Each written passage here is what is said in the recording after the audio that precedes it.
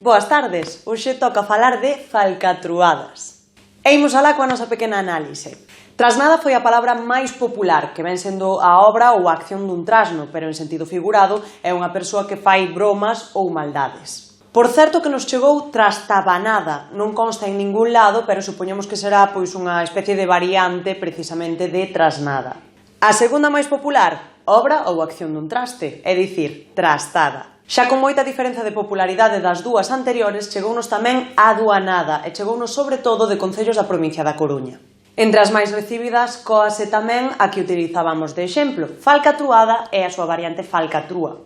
Argallada e argallada tamén foron moi populares. E xa do tirón comezamos cos castelanismos. Diablura é castelán, en galego está recollida a palabra diabrura. Temos aquí unha que quedou como a medio camiño, porque nos chegou falsedade. En galego sería falsidade. Locura tampouco é termo do galego, ao igual que trifulca, que de todas maneiras tamén sería unha palabra dubidosa porque o significado non sería o que andábamos buscando. Esta semana hai unhas cantas curiosidades. Barrabasada é un termo bastante común, pero igual algúns de vós non sabedes que ven de Barrabás, ese personaxe da Biblia, asasino, criminal que foi crucificado con Xesucristo. Recibimos tamén a rabasada, que supoñemos que será unha variante de barrabasada. Outros termos que nos enviastes, estramonía e estramonías, pois a curiosidade é que a Real Academia Galega non o recolle. Mandastesnos tamén malandrala e malandrice.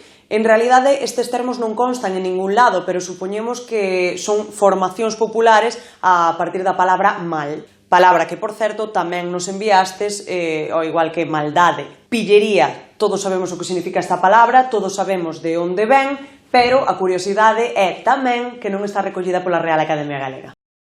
E tamén recibimos dous termos que en realidade definen un evento festivo ou un evento de xuntanza, de diversión, e que supoñemos que adquiriu este significado porque pois pode ir acompañado de falcatruadas ese evento. É o caso de muiñada e de palleirada. Palleirada, por certo, é un termo que non está recollido, pero que asumimos que é unha xuntanza na palleira, ao igual que máis ou menos a muiñada, e que tamén se pode producir unha falcatruada nesa reunión de xente.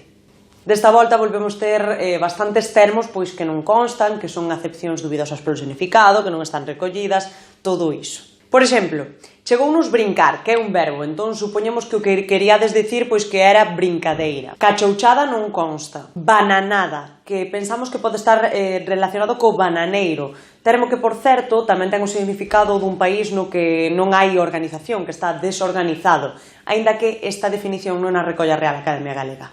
Foucellada tampouco consta. Parvada considerámola unha acepción dubidosa porque o significado pois non se achega tanto ao de falcatruada.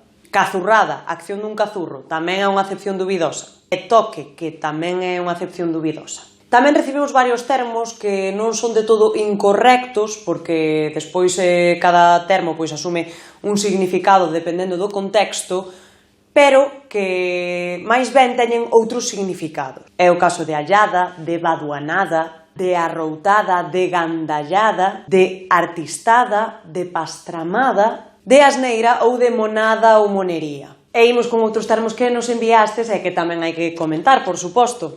É o caso de broma, de chafullada, de cafrada, de devanada, que ven de devanar, que é unha variante de debandar, que ven sendo o de envolver o fío para crear un novelo, e que figuradamente é darlle voltas a un asunto. Por certo, que este termo xa falamos del cando falamos da palabra enredar. Recibimos tamén unha variante que é a devanada. Tamén recibimos carallada, enleada e lea, fedellada, tarabelada, trapallada, enredo, lerchada, tramoia, que o correcto sería tremoia, travesura, fateada, que é a obra ou a acción dun fato, termo do que xa falamos que se utiliza no leste de Lugo para falar dunha persoa parva, rapazada, trangallada, con tranjallada e trancallada, e trebellada. En canto ás expresións, quedamos con dúas. Ser angrueiro e ter ideas de raposo. E con isto damos por finalizado o Instagal desta semana. Moitas grazas por estar aí e estade atentos porque no mes de xullo seguimos con esta mini sección dentro do Instagram, así que mañá atentos que haberá unha nova palabra. Chao!